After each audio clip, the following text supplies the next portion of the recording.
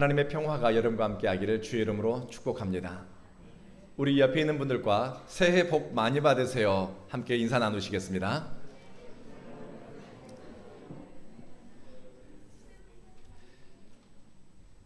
하나님의 뜻은 사람의 계획과 같지 않으니라고 하는 제목으로 주님의 말씀을 전하겠습니다. 하나님이 우리 삶을 인도하거나 공동체를 세워가실 때 우리가 기대하는 방식이나 또 예측과는 많이 다릅니다. 하나님이 우리를 붙잡고 인도하신다고 믿고 있지만 여러분 주변에서 일어나는 어떤 일들은 도무지 이해되지 않는 경우가 있습니다. 아무리 좋게 생각하려고 해도 하나님이 이것은 아니지요 라고 싶은 경우도 있습니다. 하나님의 뜻이 있겠지라고 스스로 위안해 보지만 해결되지 않는 의문과 두려움이 시시때때로 찾아오는 경우도 있습니다. 자크 모노가 쓴 책 가운데 우연과 필연성에 관한 책이 있습니다. 필연과 우연의 결과물이 인간이라고 정의합니다.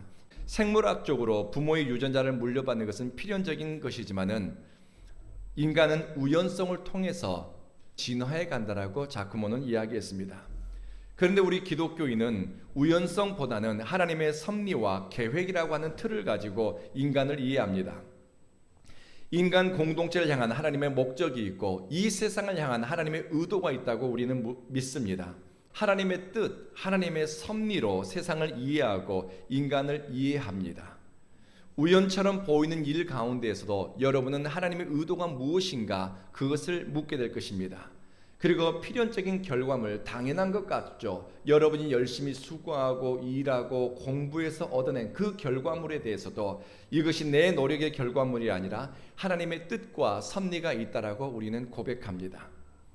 그런데 어떤 일은 주님을 위해서 치밀하게 계획하고 준비를 한 것 같지만 하나도 이루지 못하는 일들이 있습니다. 아무리 좋은 일, 선한 일 같지만은 뜻을 세운다고 다 그것이 이루어지는 것이 아닙니다. 저는 인도 선교사로 파송되기 전 뉴질랜드에서 남태평양 선교와 관련해서 공부를 했습니다. 선교사님들의 선교 전략, 유로 선교사님들의 사역의 성공과 실패, 다양한 케이스를 공부하면서 이렇게 하면 실패하고 이렇게 하면 성공하는구나 제 나름대로의 사역 전략 노트를 만들었습니다. 인도에서 선교 사역하면서 나는 이런 일을 해야 되겠구나 다양한 사역 전략을 만들었습니다. 문서 선교, 문화 선교, 교회 개척 연합 선교 다양한 아이디어를 가지고 선교 전략 노트를 만들었습니다. 파일로 한 권 정도 됩니다. 그런데 현장 선교사로 17년간 사역을 했는데 제가 계획했던 대로 이룬 사역은 있을까요? 없을까요? 하나도 없습니다. 저는 이렇게 두꺼운 파일로 나는 이런 일을 해야 되겠다라고 분명히 하나님이 이 일을 기뻐하실 거야. 그 일의 의도와 방향은 선한 것들입니다. 그런데 그 일들은 하나도 이루지 못했습니다. 제가 하겠다고 계획하고 준비했던 것 시도도 못 해보았습니다. 그런데요, 계획하지 않았던 만남, 의도하지 않았던 일을 통해 선교가 진행되었습니다. 우연히 만난 시골의 한 가난한 전도자와 서로의 비전을 이야기하면서 뜻이 통합니다. 누군가의 부르심에 대한 고백을 들으면서 저 사람을 위해서 디딤돌을 하나 놓아야겠구나. 저 사람이 비상할 수 있도록 나는 멍석을 깔아줘야 되겠구나. 이런 마음이 들어옵니다. 저는 준비되지 않았는데 상황이 변하고 사람들이 뜻을 모으면서 하나님의 일이 갑작스럽게 진행되는 것을 보았습니다.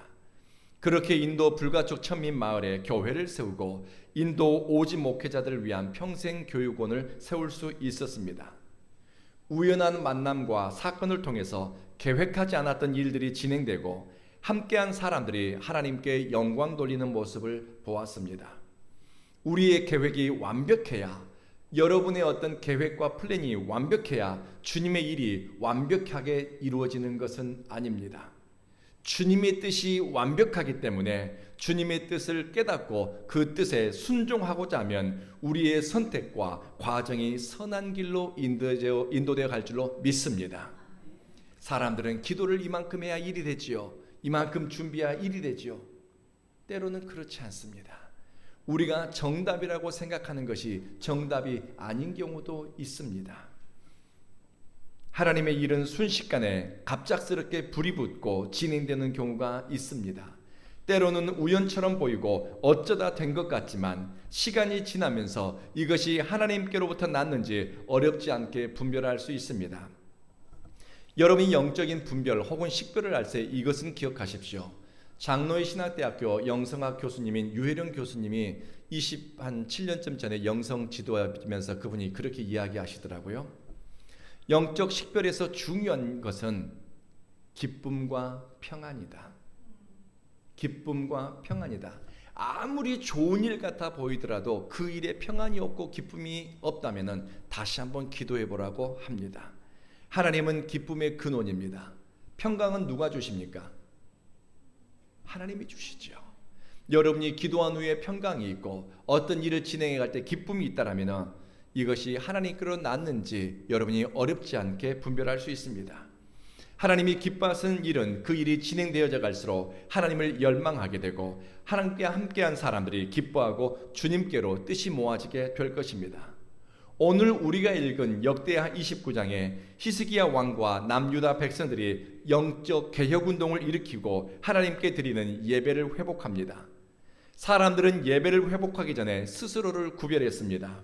그리고 하나님께 드리는 예배를 통해서 그들의 심령은 뜨거워지기 시작했습니다. 그들의 예배에는 기쁨이 있었고 감동이 있었습니다. 히스기야 왕의 영적 회복운동, 영적 개혁이 갑작스럽게 진행되었으며 이 모든 일은 하나님이 예비하셨다라고 성경은 기록하고 있습니다. 남유다 국가를 개혁하는 일입니다.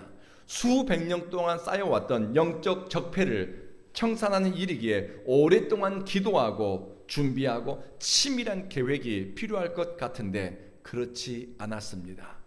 하나님이 사용하고자 하는 사람들의 마음을 감동시키고 성령님의 주시는 감동에 순종한 다양한 사람들이 영적 쇄신, 예배 회복을 위한 위대한 선택을 했습니다. 때로는 어떤 일은 오랫동안 기도하고 준비하는 과정이 필요합니다. 그러나 하나님이 어떤 일은 갑작스럽게 진행시키고 생각지도 못한 일이 도화선이 되어서 일이 일어나기도 합니다. 여러분에게 일상적으로는 2023년 큰 변화가 없었을 것입니다. 그러나 여러분의 신앙적 선택에는 큰 변화가 있었습니다.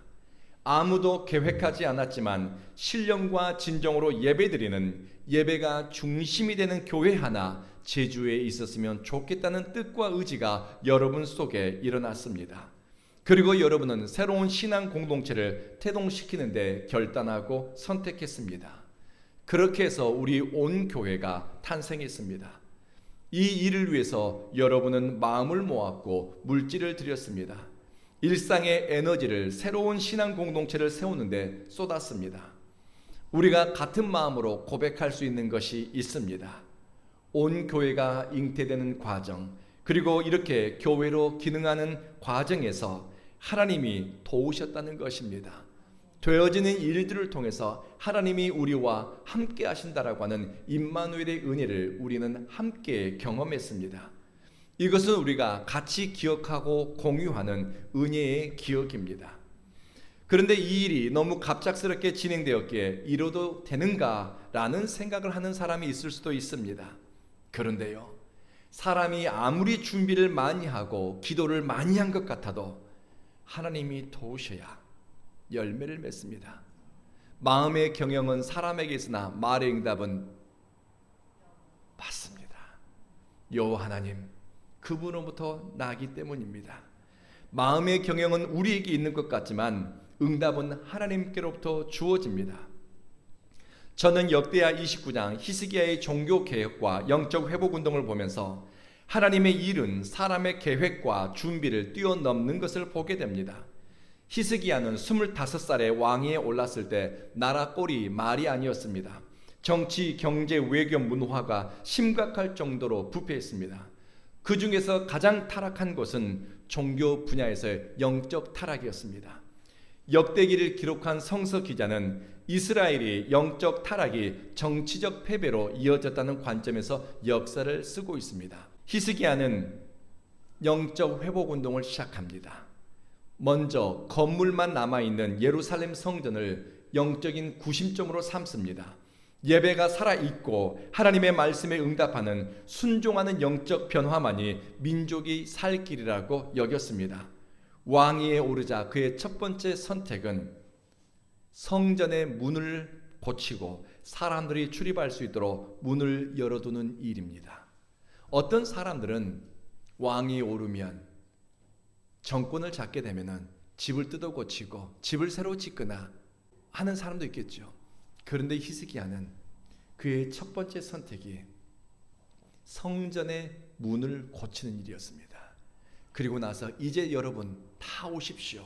초청하기 위해서 성전의 문을 열어두었습니다. 당시 건물로서 성전은 존재했지만 예배에 대한 바른 정신이 사라졌습니다. 사람들은 빈 껍데기만 남은 성전을 붙잡고서 하나님이 자기들 곁에 있다고 스스로 안도감을 느꼈습니다. 조작된 안도감입니다. 빈 껍데기 신앙을 가진 사람들이 모이는 성전에는 종교 의식만 남아 있었습니다. 사람들의 심령을 변화시키는 하나님의 말씀이 사라졌고 신령과 진정으로 예배드리는 사람도 없고 하나님 앞에서 통회 자복하는 사람도 사라졌습니다. 그것을 단적으로 보여주는 예가 성전 문이 무너졌지만 아무도 보수하지 않았습니다. 하나님께로 나아가는 예배자들의 길이 막혀 있는데 그것에 대해서 문제의식을 느끼지 못했습니다. 이전의 왕들도 권력자들도 공동체의 장로들도 어떻게 해야 예배가 회복될지 관심조차 기울이지 못했습니다. 영적인 폐쇄성은 변화를 거부합니다. 영적으로 죽었으나 살아있는 것처럼 착각하는 신앙은 공동체의 발전을 위한 선택도 새로운 시도도 외면하게 됩니다. 히스기야는 어떻게 해야 민족이 살고 공동체가 살 수 있을까? 그는 대단한 일을 이루기 위해 국가 조직을 동원하지 않았습니다. 그의 선택은 하나님 앞에 엎드리는 일이었습니다. 히스기야가 다른 왕들과 차이나는 지점이 여기입니다. 살기 위해서 그의 선택은 하나님 앞에 먼저 엎드리는 일이었습니다. 영적인 기초를 회복하는 것이 내가 살고 우리 가정이 살고 나라와 민족이 살 것이라고 확신했습니다. 한국이 위기라고 이야기합니다. 한국교회가 위기라고 이야기합니다. 기도의 용사들이 이제 기도의 자리를 나아가지를 못합니다. 몸이 병드니까 기도하는 사람들이 사라지고 그 기도의 정신과 그 기도의 흔적들을 쫓아서 젊은 세대가 뒤따르질 않습니다. 이것이 우리 시대의 가장 큰 위기가 아닌가 싶습니다. 히스기야는 영적 기초를 회복하는 것이 나라가 살 길이라고 확신했습니다. 그래서 하나님께로 향하는 출입구를 수리하고 문을 열어두었습니다. 우리 온 교회는 일을 많이 하고 일 잘하는 교회를 지향하지 않습니다. 그런데요, 우리 온 교회가 집중했으면 하는 것은 하나님께로 마음을 모으고 하나님과 친밀한 교제와 사귐이 일어나는 예배가 중심이 되는 교회가 되었으면 하는 것, 이것이 저의 바람입니다. 여러분, 저는 이미 국제교회를 개척했고 해외 한인교회를 개척하면서 예배가 살아날 때 교회가 부흥하고 예배가 중심이 될 때 사람들의 심령이 부흥하는 것을 저는 경험했습니다. 예배만 드리는데도 사람들은 선교, 구제 모든 일들 저절로 하는 것을 보았습니다. 요구하지 않아도 사람들은 그렇게 따라갑니다. 왜요? 하나님의 은혜에 감동이 되고 예배를 통해 선포되는 말씀을 들으면서 인격이 변화되고 삶이 변화되고 언어가 바뀌고 사랑의 깊이와 넓이와 농도가 바뀌는 것을 저는 보았습니다. 그러니 우리 온 교회는 예배가 중심이 되고 이 예배를 통해서 하나님께서 기뻐하는 공동체로 세워가는 것을 열망하고 또 그리 될 줄로 믿습니다. 히스기야 왕은 제사장들과 레위인들에게 먼저 당부합니다. 여러분 스스로를 구별하세요. 성결하세요. 히스기야는 공동체가 회복되기 위해서 예배가 살아나기 위해서 가장 먼저 회복되어야 될 것은 영적 지도자의 회복이라고 확신했습니다.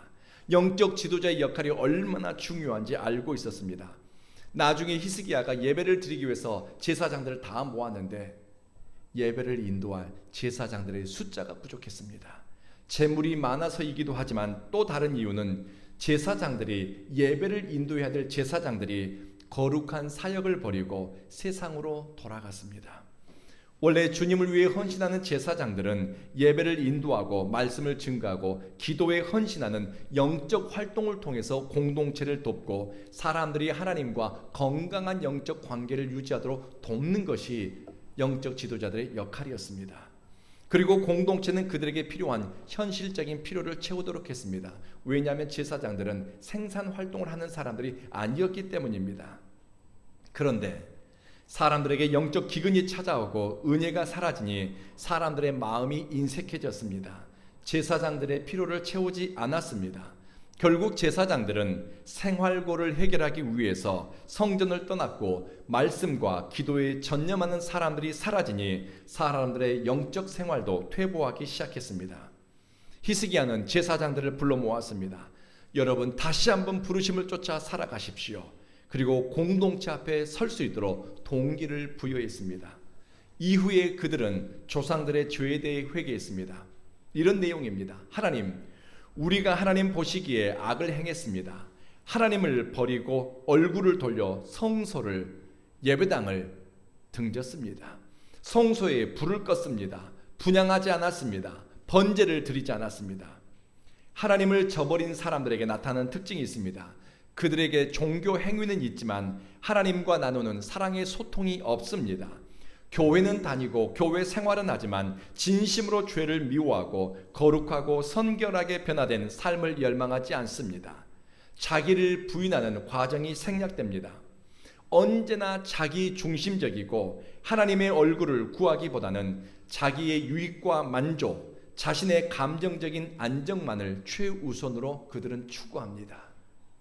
성전에 불이 꺼졌다고 합니다. 기도하는 사람이 사라졌다는 것입니다. 성전에서의 불은 기도를 의미합니다. 기도의 불이 꺼졌습니다. 번제가 사라졌다고 합니다. 예배가 사라졌다는 의미입니다. 주님을 위한 헌신도, 주님을 위한 예배도 없습니다. 그래서 히스기야는 우리말로 부흥회를 열었습니다. 하나님 앞에 예배를 드리고 전심으로 예물을 구별하여 드리고 하나님의 영광을 구하는 시간을 가졌습니다. 역대기 기자는 히스기야가 드렸던 제물이 엄청나게 많은 것처럼 기록하고 있는데요, 사실은 크지 않습니다. 솔로몬이 드렸던 제물의 규모와 비교하게 되면 히스기야가 드렸던 이 예배의 제물의 크기는요, 사실 비교가 되지 않아요.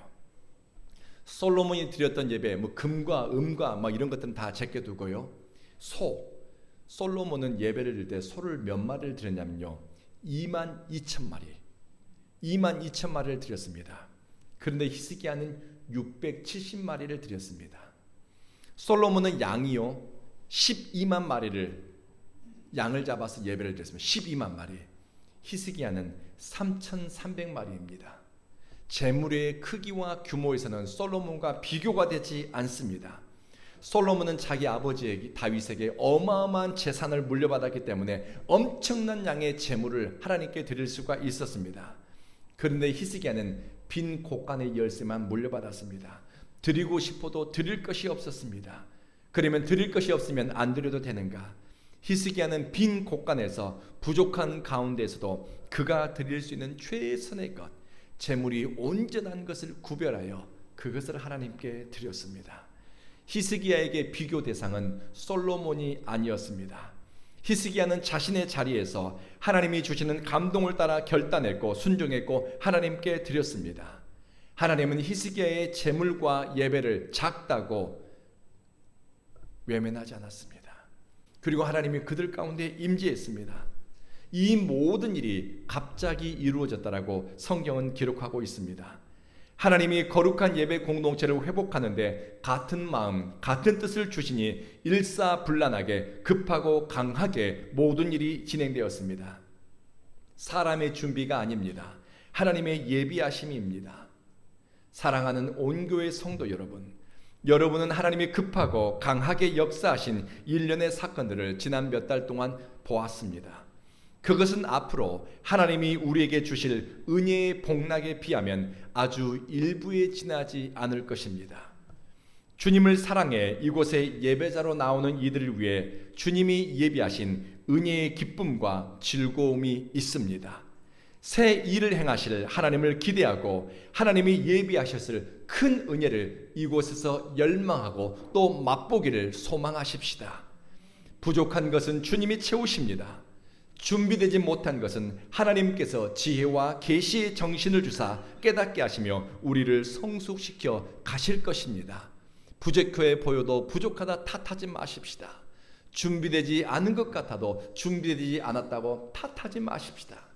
주님이 채우시고 공급하시며 주님이 우리를 새롭게 인도해 가시니 우리의 마음과 우리의 기쁨은 주님께 두십시다. 오늘 말씀에 하나님께서 백성을 위하여 예비하셨으므로 히스기야가 백성과 더불어 기뻐하였더라라는 말씀으로 본문을 마무리하고 있습니다.